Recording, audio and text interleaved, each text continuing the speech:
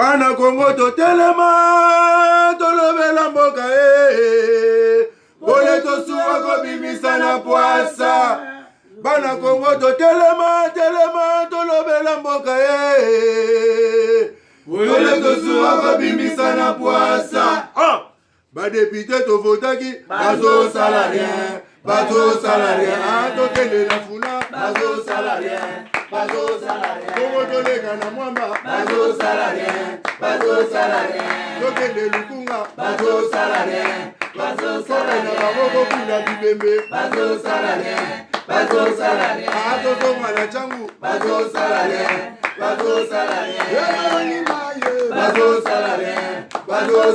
ala kola ni molili bazo salarien kulu ne paye bazo salarien ala bolenga ni ba mama bazo salarien 4 millions de dollars oyo wapi bandeko ya FCC bapesi Martin Fayulu pour a rejoindre Kanabango pour bazwa makoki ya kobeta Félix Antoine Tshisekedi KO. Il semblerait nini ozali koleka na bunya ba milice ya Kodeko babimi lelo ebele bazingi prison centrale bazoluka nini ezali bambuma ya batu ya FCC o batikaki to oyo babimisi po balakisaki Félix azosala eloko te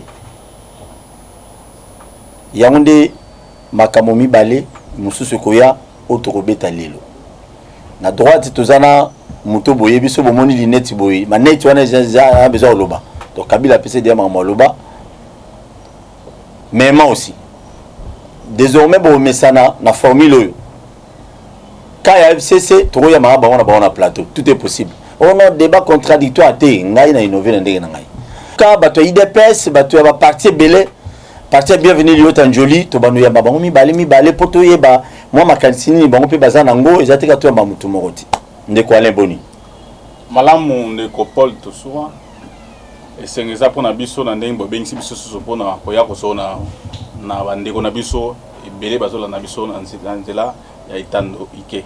Merci beaucoup ndeko Alain ndeko Chibin Boni nzamba azosala apesi biso paiement apesi biso ya rolia apesi biso pe ya koloba totondi botondi to président national Joseph Kabila Mbote ba continuer sur FCC Mbote biso ba communicateur ba lobele FCC tozali pour kopesa population la vraie information parce que le côté l'équipe mingi na mboka o. Merci beaucoup le côté ngo uta pa na bino Emmanuel Ramazan Shadari lelo azana manyema yango matata pona za na PPRD.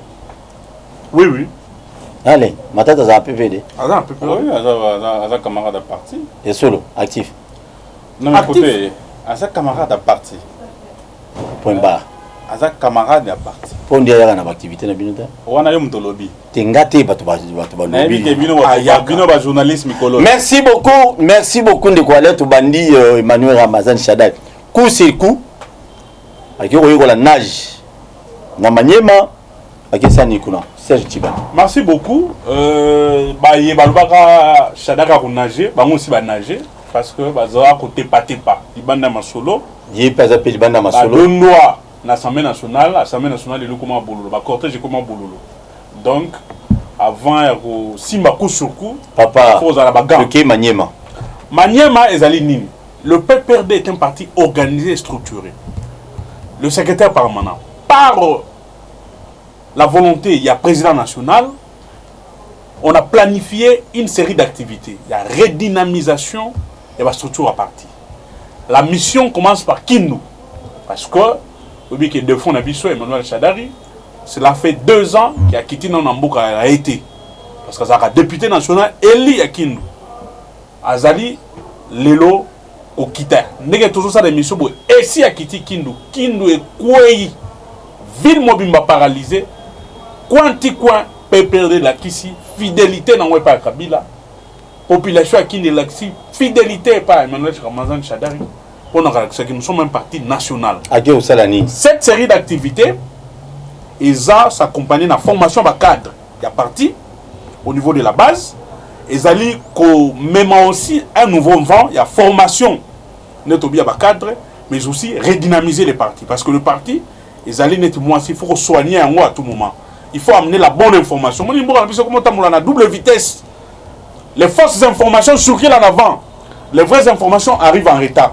Ceux qui te font Boye, nous nous préparons déjà pour 2023. Il y a un moment qui est président national, à Pessin Ningis, la secrétaire permanent, d'éléments, où ça la plan d'activité, où il y a toutes les provinces. Secrétaire permanent Emmanuel Ramazan, c'est-à-dire toutes les provinces de la République du Congo, pour aller donner la bonne nouvelle à Kabila, la bonne nouvelle à FCC, la bonne nouvelle du PPRD concernant son implantation, la redynamisation des structures du parti, mais aussi il y a des animateurs au parti à niveau de base. Bozobanga 2023. Bozobanga, au contraire, nous nous préparons pour 2023 parce que c'est un rendez-vous. Il y a Makassi, il faut se préparer. Comme nous sommes un parti national, il faut déjà commencer à baliser les schémas maintenant. Parce que 2023, il y a des députés belés. Nous sommes sur terrain. Nous sommes sur terrain. Nous sommes en train de travailler. Nous sommes en train de créer de plus en plus les cellules, les bases. Nos cadres, nos députés sont sur terrain. Ils sont en train de préparer 2023. Qui s'arrache parce que parti belé. Net IDPS, ils sont en train de des destructions. Merci beaucoup. Merci. Ils sont dans des discussions qui nous amènent nulle part. Se prépare pour 2023 et on prépare la témoin. Parce que nous sommes sur le terrain, nous travaillons et nous osons croire qu'en 2023, la victoire est sûre et certaine. Dis-moi un peu. Emmanuel Ramazan Shadai, coup sur coup. Candidat malheureux, la présidentielle. Kokenena kuna inkolobaki PPD qui va na doba militant muso ba parti muso ba we rejoindre bino, je ne sais pas quoi. On dit que ndenge baloba na français. Koko saté ndenge baloba na français. Échec ezali fatalité te. Biso na pas perdre to comprena eloko wana. N'est-ce pas? Yango moni que non secrétaire permanent, il y a parti à mon aîné, il y a Mokoyo, PPRD. En tant que première force politique, il y a Congo. Après avoir réalisé que il y a des gens populaire na balabala, bazobosana, n'est-ce pas? Que Congo ezaka Kinshasa te. D'abord, après la marche c'est daki awa. IDPS batoubakufi, la Mouka batoubakufi, FCC batoubakufi et puis Alakis qui FCC que yende a maîtrisé Moka parce qu'en dehors à Kinshasa ba marche salement dans la province Nyon sa Congo. Wanaka ezali déjà qualité munene au FCC tozanango. Lelo sukoyo secrétaire permanent à parti il y a munene ils ont en FCC donc PPRD parti à Joseph Kabila Kabange na nzela il y a Mukambi Nango secrétaire permanent Emmanuel Ramazan Shadari chef Nabiso a accueilli sikoyo kobanda na province n'est-ce pas pour na kolukande nini ko redynamiser parti hein des années après l'élection azonganante panaye azongi omonde ba yambie loko mokonzi ba yambie loko la roi ezo la kisakeno peut perdre ezali parti monene il faut ba respecter yango lelo que président national na ya parti wana adasus mokonzi mboka te mais ba population ba militant ba toujours fidèle na sima Joseph Kabila pona la kisakeno azali nationaliste éprouvé contrairement à bandeko na biso mususu contrairement à parti politique mususu n'est-ce pas oyo komona que non bazui baction na bango ba centrant au place moko et comme le rôle neti moi groupe de pression hein moi le morceau de salemi bango akena balabala mais sur landi penda bata ba ancrage politique il y a malunga exacté donc déplacement il y a secrétaire permanent à PPRD et ça dans le sens de l'ukandeni pour sensibiliser base que non 2023 ils ont poussé na toujours ka discours mususu o élection ko la société 2023 élection ko la tête batumoko ba droguer ba petit moko na nzela ba lancer bor mo boy na kati na réseaux sociaux 2023 élection exacté to ki ndeko mususu ancien collègue na bino journaliste aleki pe na ba télévision a dit que non 2023 élection exacte élection de sala en 2020 na 2030 n'est-ce pas nyonso wana ozomona que non toza en face ya bato bazozwa vie politique lokola ba scène à théâtre sans sa responsabilité exacte.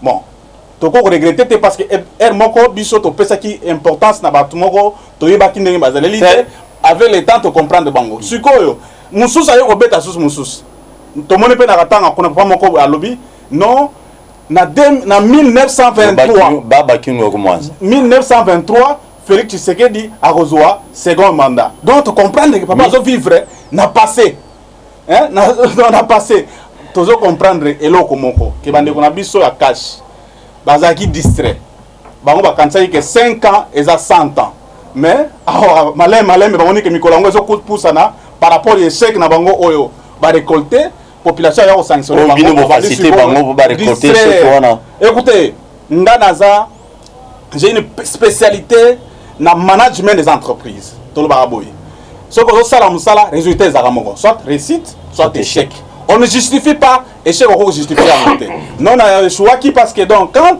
on doit s'assumer en tant que responsable il faut que la population Rolanda discours orienté de l'eau ceux qui vont poser que population a ndima bango 3 ans c'est beaucoup va se concentrer va l'organiser pour poser l'acte ou que non et changer la condition de vie il y a population congolaise pour pas perdre leur confiance. Merci Alain, bien que Bino vous posé ma condition de vie à BNT pendant 18 ans, vous posez les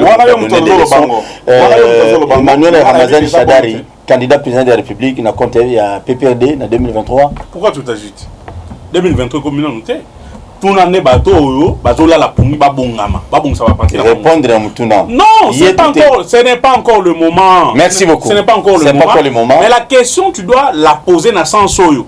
Ceux qui dorment, la partie politique ils ont Kinshasa pas. Non, ceux qui dorment non bien sûr que ceux qui ont des partis mallettes, ils ont un enseignement. Il y a mon député national, il y a 13 personnalités. 13 personnalités. Il y a la mouka. Parce que l'élection 13 personnalités liées à lobby mutapépé dans lobby bolamouka.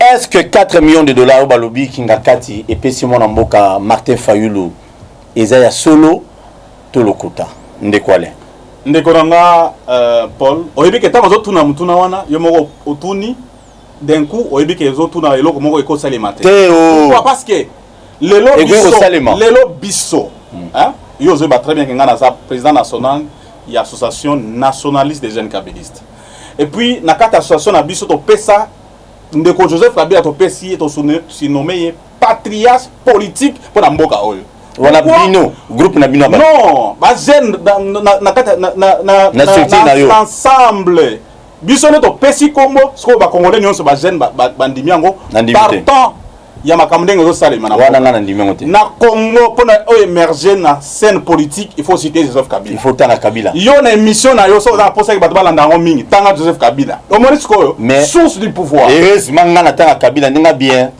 la pesa merci pour Alexa biso ki to za la yango biso to baptiser ce kombo wana hein to baptiser kombo wana patriarche azo mérité yango dans un niveau mona à ton Gizenga donc patriarche aza na niveau politique kenda oyo yaza dauphin Gizenga zoa na zona la retracer Lumumba n'est-ce pas c'est ce qui doit politique na ye nationaliste Mzee Kabila Simon Kimbangu oyo ba assassinat na ba impérialiste oyo bazo na université na bango la Liège so ba ya proposer biso biloko awa ba boso ki ba piyambo pendant plus de 80 ans au bandai na Simon Kimbangu Mzee Laurent de Kabila donc puis nani Gizenga Moulele Pierre batnyo so wana oyo ezaki bazaki bazo incarner politique pourquoi politique na bango politique ezaki ke moka za vraiment na fierté par rapport ya makambo zo salema donc c'était bon somi à solo papa Tshisekedi a salé le côté na mboko le Joseph Kabila za incarnation ya vision wana politique ya ba père na biso d'indépendance yango moni to pesi combo ya patriarche wana débat exact pourquoi to pesi combo parce que yokaki secrétaire général ya parti politique mokawa il y a IDPS et le que non déclaration il y a ndeko Martin Fayulu na Théodore Ngoyi ezali biso nde to sani ni to pesi bango maloba écoutez ba fo bazana même na bino pesi bango maloba bato faut bazala quand même na égard na respect liboso ya Joseph Kabila les patriarches. Très bien. Et puis liboso ya population zolanda bango. Pourquoi je le dis? L'FCC, n'est-ce pas, plateforme politique à Joseph Kabila, et s'exprimaka, n'est-ce pas, d'une manière la plus claire et nette par rapport à la violation de la constitution. Ce que le juge wana, le juge de la Cour constitutionnelle, la Cour constitutionnelle est sommet au niveau de la magistrature. Ceux qui m'ont attaqué, à l'université, au l'école primaire. Et deuxième chose, sans consulter le juge. Alors, wana ato kewapi ba ça y est violer constitution. Merci. Alors par rapport nango biso tozana intention mokote ndenge tozo bazo ko sakena tozana intention ya ko destituer mo konzamboka non. Félix Tshisekedi a partenaire politique ya Joseph Kabila. Biso toko ko accompagner na mandat na mais tozana penser que à reporter, n'est-ce pas? Ordonnance wana. Ah bon banga nini? Reporter non, écoutez-moi. Oui. Tozana kata mboka oyo fu biso to respecter mibeko. Bino vous respectez pendant 18 ans. Respectaka mibeko par rapport ya ndenge eloko zo sepelisa yo te no respecter. Vous respectez mibeko pendant 18 ans. Wana ko loba mikolo nyonso ke bangonde bazo protéger constitution. Mais là ba commission ba champion ya violer constitution. C'est-à-dire que Martin Fayulu Théodore Ngoy, ce sont des Congolais, bako ko mettre à vie da bango. Il faut que bande qu'on a besoin IDPS matamwa muke ba yebaka na kata la démocratie, il faut avoir la culture de l'acceptation de l'opinion contraire. Vous soutenez Martin Fayulu. Vous soutenez Martin Fayulu, mais n'avons rien à voir avec ça. Ozolanda, PPRD nous n'avons rien à voir avec ça. Au niveau du PPRD, il n'y a aucun plan, il y a des soucis Félix Tshisekedi. Parce que avec partenaire politique Nabiso. Et deuxième chose, Bisso nous avons la majorité parlementaire. Jusqu'à la preuve du contraire, ils ont un plan moroté sur table que non, ndenge la session en septembre, tokobeng sa congrès, tout ça. Non, bango baza libre à osala wana, mais ouais ça que pour la décision au Konzamboka RCC ils ont un plan wana té. Très bien. To senga ka ba reporter ordonnance wana, ba reporter. Papa Tshisekedi. Ndenge ba reporter ki ordonnance oyo enomaki ndeko mbongo. Basala ki ango tango ndeko mbongo à décliner responsabilité, ba reporter ki ango. Merci beaucoup de Walen, s'il vous plaît. Papa Tshisekedi a salé le rotin en beaucoup. Pour Tanguy Lumumba. Papa Simon Kimbango Kito. Non, ça sera malhonnête de ma part. Ne pas reconnaître que Papa Etienne Tshisekedi. Asale Lokomo parce que c'est un Congolais. Lokola yo nangai. Alitaki politique, mais politique na yo okomemango te na niveau ya Lumumba. Merci. Très bien. On est à quoi engager yo. Ndeko nangai. 4 millions de dollars au Fayulu tozo kabanungu nungu ke kinga 4 pesi eza solo to lokuta. Aller à démontrer na ndenge na ye. À expliquer sur quoi c'est le bien sur kakaye na nzambe na ye yo pe ne ba mbe comme tout ça na bisa kioke na mboka maloba na bisa kioke na mboka oyo Kabila comme fond de commerce omone ba mona biso bazoluka mbongo akesomba base ya mapa na ipak pour comment koteka nenge ba politicien congolais ba comment koluka komba Kabila comme na fond de commerce pour banda politique na ye soka lengi na démarche moko ya ko mener ayebi te ko bandela wapi okende wapi il faut tanga komba Kabila. Pour comment Kabila fumouler là. Nous disons trop, c'est trop. Politique, il y a démagogie. Politique, il y a diabolisation. Politique, il y a intoxication et aussi ma société. Ça, c'est un. Deuxièmement, Fayulu et Teodongo, ce sont des Congolais. Bazali n'a droit, il y a Kolbate, Neko Félix a violé la Constitution. Moutoutel a salé le robot. Ça, c'est le droit le plus irrésistible. Oh, bah, c'est Congolais, n'y en sont. Ma belle a battu ça, Nini. J'ai toujours dit que déficit sur le plan argumentaire, sur le plan de la réflexion, ça pose problème les gens IDPS. IDPS c'est encore on a Mwankem, IDPS c'est Kibasa, et IDPS c'est Tomayeli. Les gens comme la IDPS sont une proposition, bien l'oublier le roboué. On ne sait pas opposer à cette personne-là une proposition ou bien une idée qui peut contredire ou qui peut écraser l'idée. On nous oppose quoi? Les wéos. On nous oppose quoi? La violence. On nous oppose quoi? Bah marche c'est ça dans ma cour. C'est ce qui fait des fois. Ça gêne la République. Ça gêne la République et ça gêne ceux qui font la politique sur le plan international. Ça prouve à suffisance qu'un parti présidentiel ne peut pas se rabaisser dans Bongo en termes de réflexion et puis en termes de plan stratégique et de développement en Mboka. Regarde les agitations en Kaboum. Le même Kabound. À ça la déclaration, mon gars, maman Mabound a l'exit à moi, il y a 20 millions pour le Congrès. On l'a interpellé. Yoza, vice-premier président, il y a bureau, il y a premier vice-président. Premier vice-président. Il y a qu'on pouvait dire de A à Z. Comment les deux personnalités, n'a pas député Moussoussou, bouffent l'argent. Donc 4 millions, ils ont le quota. Qui m'avait? Donc 4 millions, il a fallu le quota. Le quota.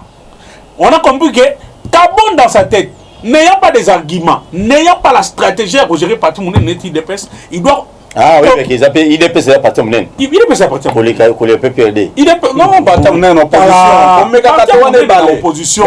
PPRD, c'est la machine. PPRD, c'est la machine. Première force politique, Alain Gaïb Séguar. Le PPRD, c'est la première force politique à Mboko.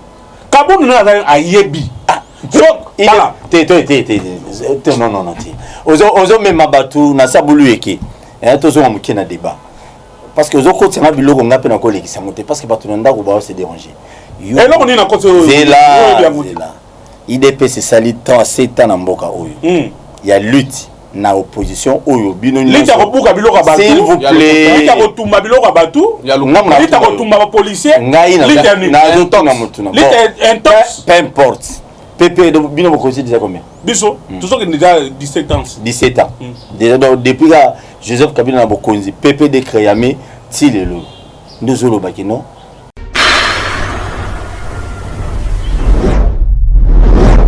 Bana Congo to telema to lobela mboka Ole to suwa ko bimisa na poasa. Bana Congo to telema to lobela mboka Ole to suwa ko bimisa na poasa. Ba député to votaki bazo salarien. To kende la funa bazo salarien. Congo to lega na mwamba bazo salarien.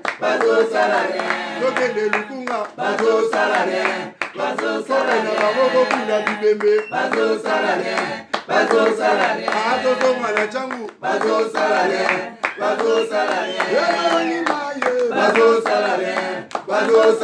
Ayatola ni molili bazo salarien. Kulune paye bazo salarien. Kala balengani ba mama bazo salarien.